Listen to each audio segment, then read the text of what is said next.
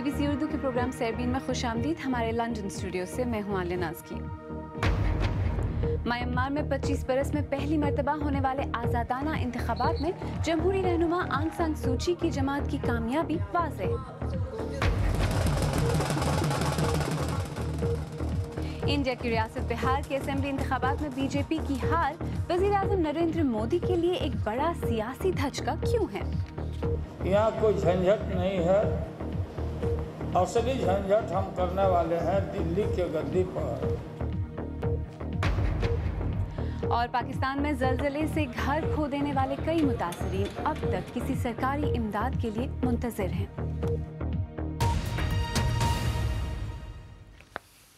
Myanmar या Burma में जमहूरी तहरीक के कायद आंग सान सूची की जमात नेशनल लीग फॉर डेमोक्रेसी ने मुल्क में 25 साल बाद होने वाले पहले आज़ादाना इंतखाबात के नताइज के सरकारी ऐलान से कबल ही दावा किया है कि वो भारी अक्सरियत से कामयाबी हासिल कर रही है।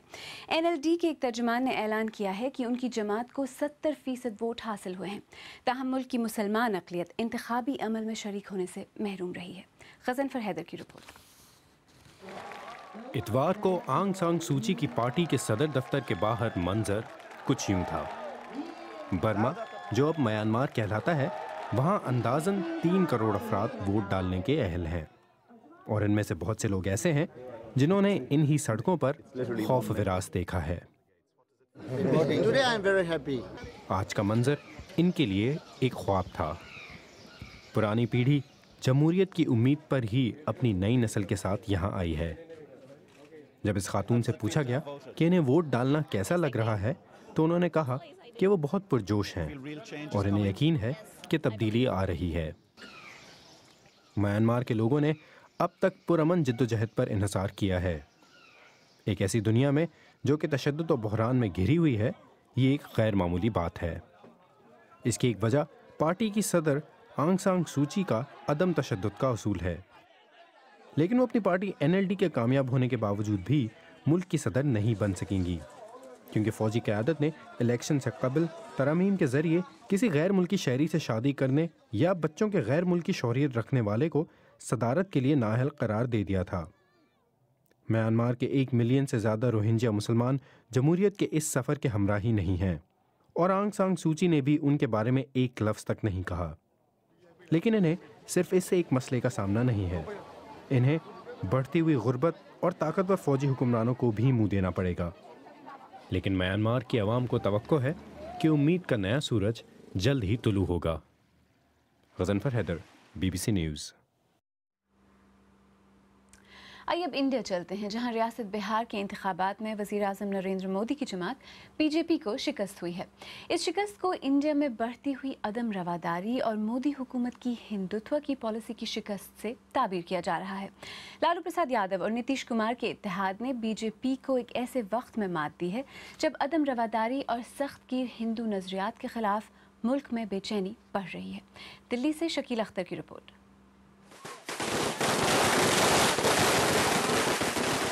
पटना में जबरदस्त जश्न। बिहार में लालू, नीतीश और कांग्रेस के महाज की इंतखाबी जीत मोदी हुकूमत के खिलाफ मज़ाहमत की अलामत बन गई है। बिहार के जो नतीजे आए हैं उसका एक राष्ट्रीय परिप्रेक्ष्य में भी मतलब, और ये साफ हो गया कि पूरे देश में अब राष्ट्रीय स्तर पर एक सशक्त विकल्प और सशक्त विपक्ष की चाहत लोग रखते हैं।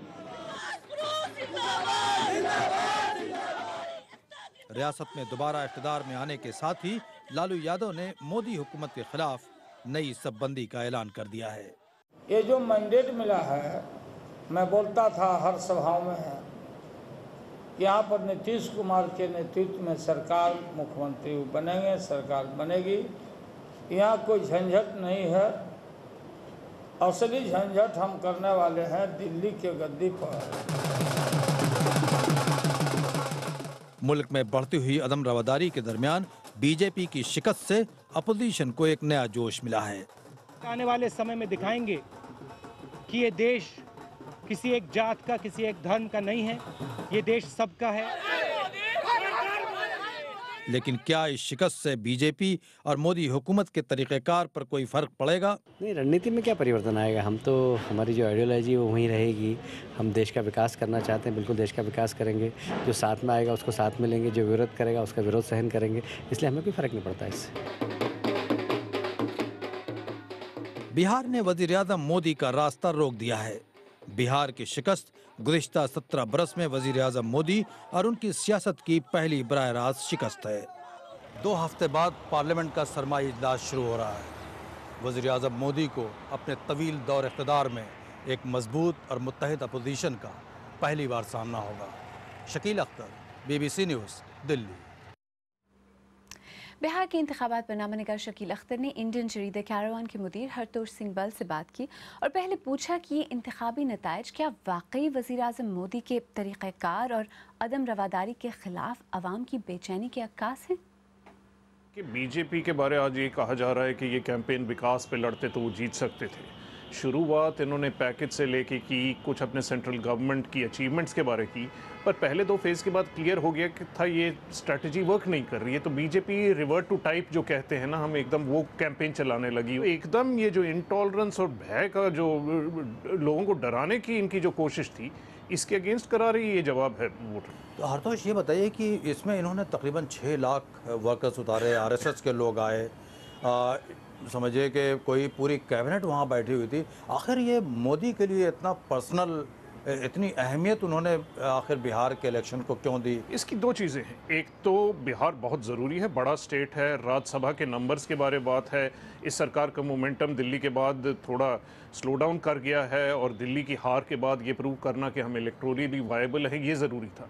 दूसरा, मोदी के लिए बड़ा पर्सनल था। नीतीश ने ये मोदी के साथ लड़ाई बनाई हुई थी। नीतीश ने गठबंधन मोदी को लेके तोड़ा था, क्योंकि मोदी प्राइम मिनिस्टर बन रहा है इसलिए मैं आपके साथ गठबंधन नहीं कर रहा हूँ।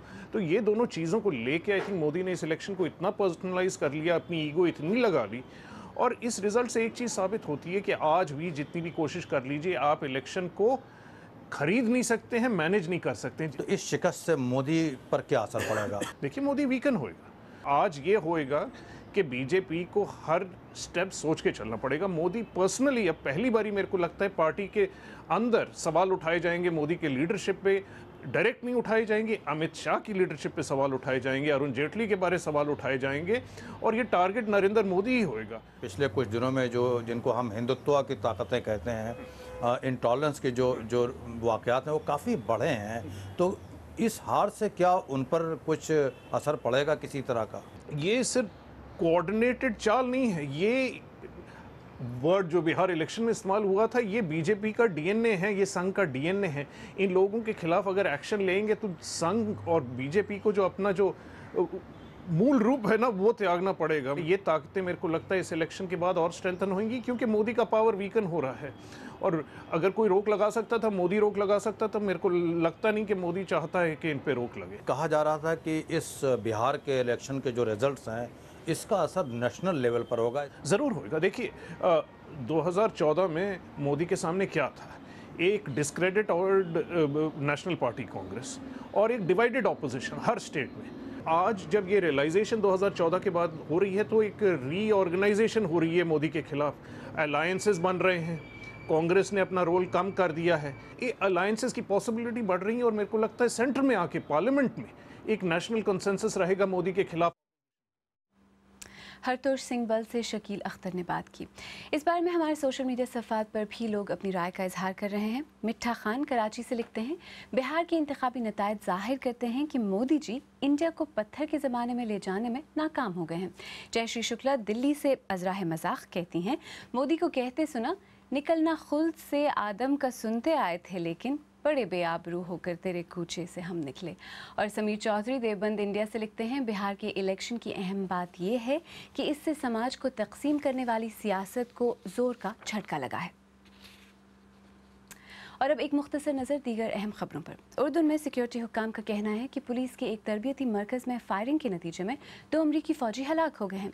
हमलावर उर्दून की पुलिस का एक एहलकार था और दोनों फ़ौजियों को हलाक करने के बाद उसने अपनी जान भी ले ली। इसराइल के वज़ीर-ए-आज़म बेंजामिन नेतन्याहू सदर बाराक ओबामा से मुलाकात के लिए वाशिंगटन पहुंच गए हैं। उनका ये दौरा उस वक्त हो रहा है जब इजरायली गार्ड्स ने एक फ़लस्तीनी खातून को गोली मारकर हलाक कर दिया है। दोनों रहनुमाओं की मुलाकात में तशद्दुद में इजाफा मौज़ूए बहस रहेगा। वर्ल्ड मीटरोलॉजिकल ऑर्गेनाइजेशन ने खबरदार किया है कि मुस्तक़बिल में आलमी दर्जे हरारत में मज़ीद इजाफा और मौसम में मज़ीद शिद्दत पैदा होने के इम्कानात हैं। साथ ही वर्ल्ड बैंक ने खबरदार किया है कि ग्लोबल वार्मिंग की वजह से सन 2030 तक मज़ीद 10 करोड़ से ज़्यादा अफराद गुर्बत की तरफ धकेले जा सकते हैं। आप BBC उर्दू का प्रोग्राम सरबीन देख रहे हैं। प्रोग्राम में आगे चलकर देखिएगा, पाकिस्तान में ज़लज़ले से मुतासिर दीर के इलाके में लोग किन मसाइल से दोचार हैं। और लंदन में अगर आपके पास घर खरीदने की सक्कत ना हो तो कश्ती खरीद कर रहिए।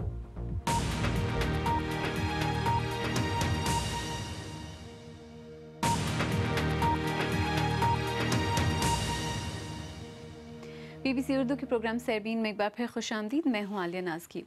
पाकिस्तान के सूबे खैबर पख्तूनख्वा में 26 अक्टूबर को आने वाले तबाहकुन ज़लज़ले से जिसने सैकड़ों जानें ली, सबसे ज़्यादा नुकसान मालाकन डिवीज़न में हुआ है, जहां हालिया बारिशों से मुतासरीन की मुश्किलात में मज़ीद इजाफा हो गया है।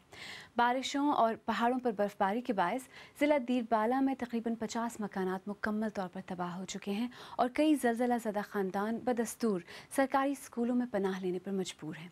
दीरबाला से रिफतुल्लाह रक्ज़ई की रिपोर्ट। दीरबाला के बाशिंदे फजले रबी के मकान को हालिया ज़लज़ले में जुज़वी नुकसान पहुंचा था, लेकिन इलाके में 3 रोज से जारी बारिशों की वजह से उनका बाकी बचा घर भी अब मुकम्मल तौर पर तबाह हो चुका है। मुतासिरा खानदान अब एक सरकारी स्कूल में पनाह लेने पर मजबूर है। एक पैसे का इमदाद नहीं, हुकूमत का कोई बंदा आया नहीं, अभी तक पूछता भी नहीं कि क्या हो रहा है क्या नहीं, आप लोगों पे क्या गुजरा है। मजबूरन हम स्कूल पे शिफ्ट हो रहा है और स्कूल में भी ये कि वो नोटिस भेज रहा है कि भाई स्कूलों को खाली कर, तो हम क्या करें।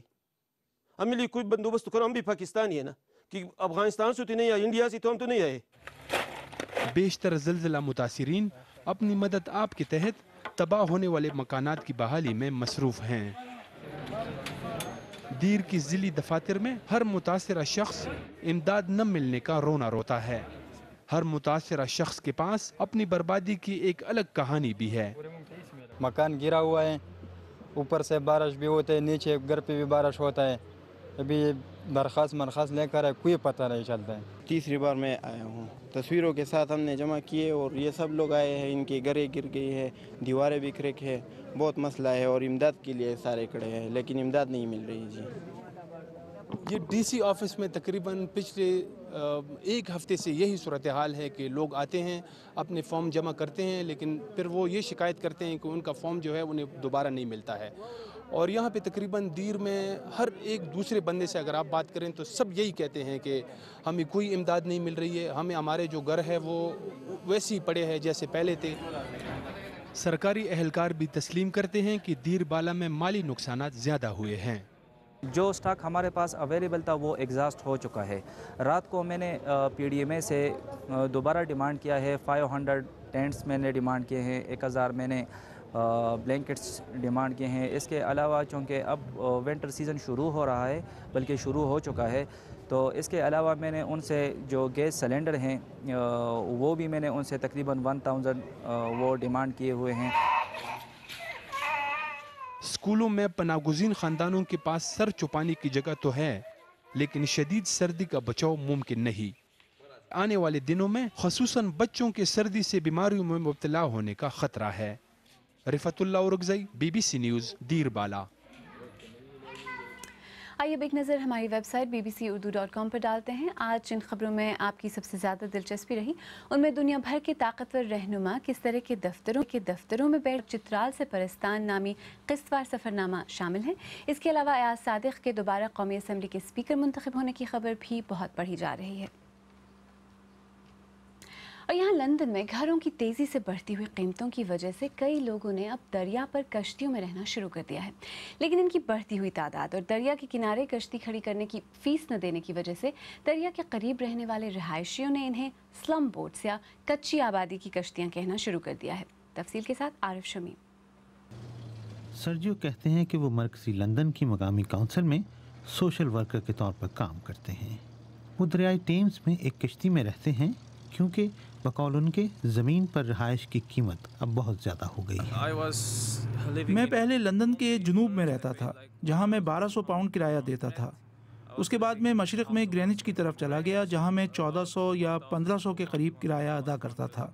उसके बाद अब मैं यहां आ गया।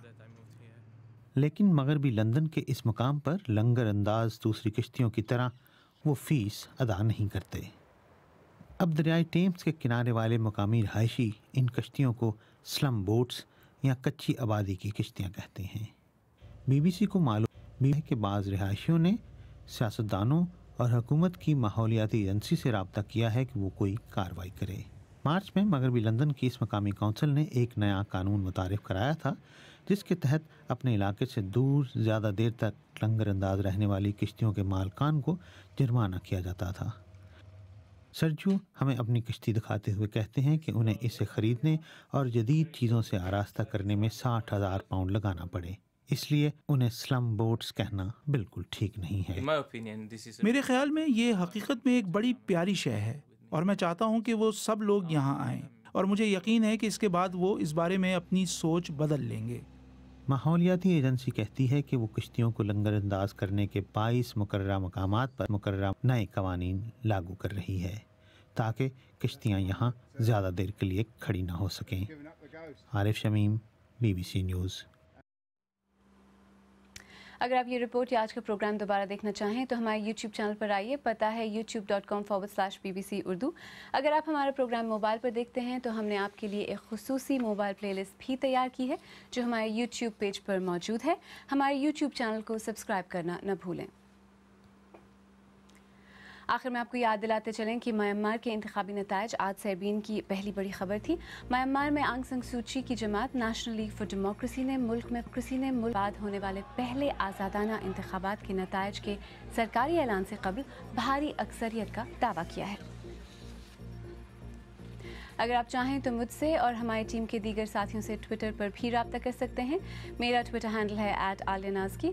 इसके साथ ही सेरबीन इख्तिताम को पहुंचा। प्रोग्राम में पेश होने वाले मौज़ूआत पर अगर आप अपने ख़यालात का इजहार करना चाहें तो फेसबुक पर हमारा सफ़ा हाजिर है। आप हमारे ट्विटर हैंडल @BBC उर्दू के ज़रिए भी हमसे रब्ता कर सकते हैं। कल फिर हाजिर होंगे। तब तक ताज़ा तरीन ख़बरों, तज्ज़ियों, तबसरों, तस्वीर और वीडियोज़ के लिए हमारी वेबसाइट bbcurdu.com देखते रहिए। आलियानाज़की को अब इजाज़त दीजिए।